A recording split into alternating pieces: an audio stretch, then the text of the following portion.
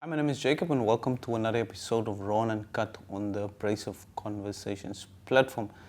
In this episode, I would like to talk about the ongoing protests currently happening in South Africa.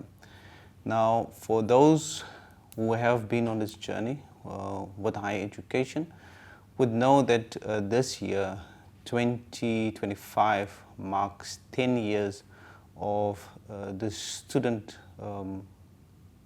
movement on campuses to decolonize universities and also to cut fees, or as we properly know it, fees must fall. So it has been this constant struggle for free education and also decolonizing the universities. Now, there's two things before we go into this. There's two things that are put on the table. So let's start with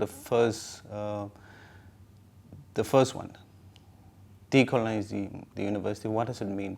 So if we look in terms of the curriculum, if we look in terms of the staff makeup, if we look at the institutional structures, there's certain things that is limiting, especially black students, from achieving their best marks and possibilities within the system. For example, if you live in and around Cape Town and you have to go to any of the three universities, that is CPUT, UWC or UCT, and you are a black student, you most probably live in the Cape Flats area, meaning that you have to travel from Langa, Leyvers, Delft to any of those three universities. Now you're lucky if you are Cape Flats and you get to UWC because they're in close proximity to those areas. But if you're a student that has to go to UCT, you have to travel much longer. You have to travel with trains, buses, and taxis. So you get onto campus and then your classes start. So you are not properly prepared because taking public transport is not one of the nicest things to do. So you get to classes, you're not properly prepared, and then you have to leave early. You don't have the ability or the means to stay much late on campus, to read more, prepare better. So one of the options is to get into residences. But if you are living in a close proximity to these universities, then you most probably will not get into residences because it's reserved for people who are not living in Cape Town and is further than, let's say, 43-kilometer radius. So there's a number of radiuses within the universities that they consider you as a resident student. So a black student who was historically moved from the city to the Cape Flats areas institutionally will not be at their best when it comes to preparation, but also in terms of participating in many of the co-curricular activities. So they're at a disadvantage. So the decolonization movement not only look at the curriculum aspect, but it also looks at the institutional aspects. And that is from food, from traveling arrangements, Wi-Fi, laptops. So there's a lot of these things that black students are struggling with. So if you are a new black student that gets into university, you most probably don't have a laptop, you most probably doesn't have transport fees, and you are reliant on public transport, then you are not in the best position to flourish academically. So that is essentially what the decolonization movement is about. It's more than just the curriculum and the research. Now, on the other side of this is the call for free education, and this is why free education ties in so strongly with the decolonial movement. So the decolonial movement started with Rhodes Must Fall in 2015, and then later it progressed to fees must fall towards the end of 2015. So it started at your historically white universities, and then it spread across South Africa to public institutions. And since then, every year students have been protesting. There was a number of years that they didn't protest, and that was during COVID, because they could not be physically on campus. So most of the teaching took remotely. But when students had to be back full-time, lectures had to be full-time, and classes have to teach, those challenges once again arises. So the free education movement was successful to a large extent. And that was the foundation work that a lot of the leaders of the 2015, 2016, and 2017 Fees Must Fall movement did. They took a lot of risk. They took a lot of discrimination within the institutions, and many of them even sacrificed their studies. But there is a group of students that are now funded by the state. They're getting free education. And those are the poor, the majority poor and working class students that is earning less, I think 350K per annum, their family, the collective family income, then they get NSFAS or they get a state bursary. So they get free education. So if there is free education for the poorer student, who is then protesting on campus? So the majority of the movement is still a larger poor and working class movement, but this time around it is the middle class that is affecting, and especially the missing middle. So in my last episode, I talked about the tax issue in South Africa, increasing tax. And especially the middle class is going to be hit hard. Now, this is where the middle class children finds them in. They are too poor for university, so their families doesn't have the money to pay for their studies, and they are too rich to get a state bursary, so they trap in the middle. So that's what I call the missing middle. And the missing middle, currently the children of the middle class feel it quite hard, because they do not have access to university, and they are now having the institutional barriers that the poor students previously had. But then there is also poor students among them who did not apply for NSFAS, or their circumstances that didn't allow them to pass as well as they should have, and then it affects the bursary that they get from the state. And if that is affected by the bursary is affected by the state, it affects their studies, and it's a trickling effect.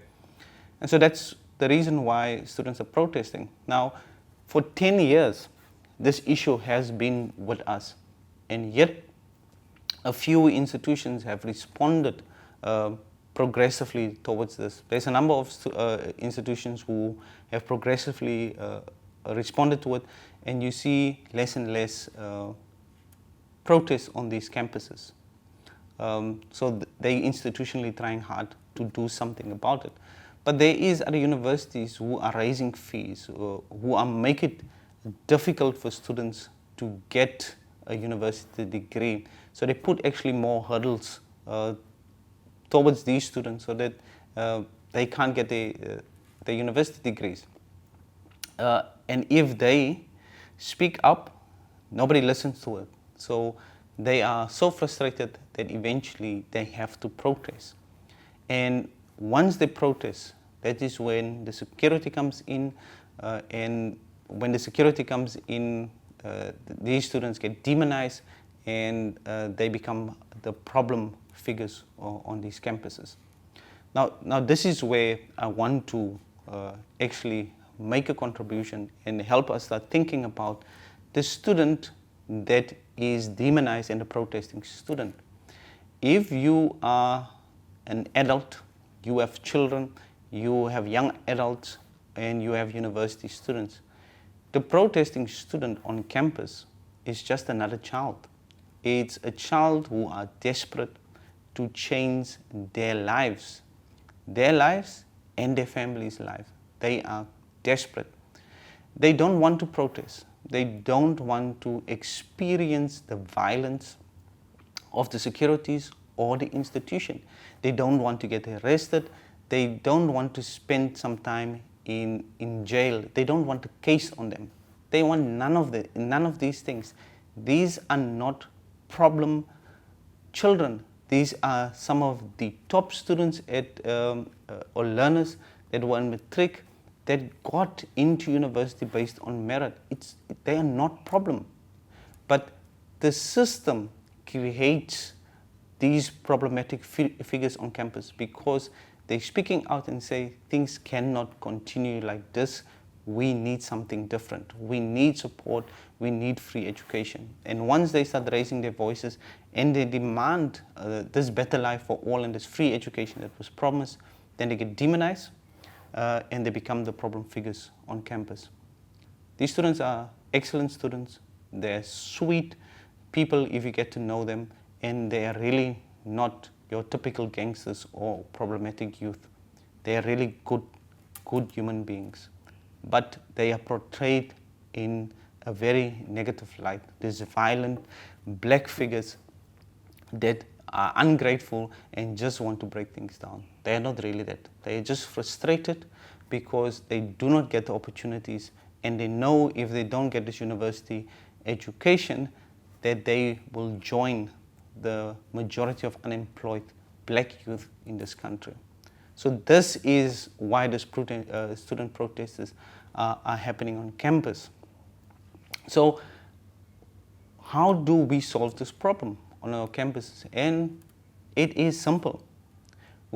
We have to continue with the decolonial movement. We have to make it more accessible and more black-friendly on these campuses. And we have to ensure that every student are getting free education, especially the students in the middle class, the working class, and poor students. All of them are supposed to get free education. The rich can look after themselves. They don't need free education. They get so much already. But especially the middle class, the working class, and the poor, they need free education. So even the missing middle, those students who are protesting on campus and demanding a better life for them and their families, they need free education. The solution is simple. We need to support these students so that they can go, change their families, and change the transformation landscape of South Africa. Simple solution. Now, people might say we don't have the money. We do have the money. If we can go and borrow money for ESCOM, we can make a plan for these students. We can put a better plan for education, and basic education and higher education, including early childhood development. We can do these things because if we invest in early childhood development, basic education, and higher education, we invest in our future as a country. And free education is that investment. So I support the students. I've been supporting their call since 2015. I am, however, critical that this is only a university movement and it doesn't turn it to basic education and early childhood development. The free education or the Fees Must Fall movement cannot only be a middle class strategy, a strategy for middle class. It has to be a strategy to change the fiber and the make-up of the South African society. So we need to have more early childhood development programs. We need to pump in more money into those programs. Students or the young kids at that level need to be exposed to new types of technology. They need to be where the rest of the world are. And the same with basic education. We need to get teachers, more teachers, because the class is overfull. There is literally no teaching that can take place in overfull classes. So we know all of the challenges in basic education. But the state is putting the money in some departments that really doesn't change the fiber of South Africa. And Mandela once said it, education is the only tool that can bring us out of poverty. And I hope that the GNU listen to this, and that people within the ANC are going to change their minds and really just give for once free education for all, but especially to the middle class, the working class, and the poor. Ladies and gentlemen, thank you for watching. This was another episode of Uncut. I'll see you in the next one. Thank you.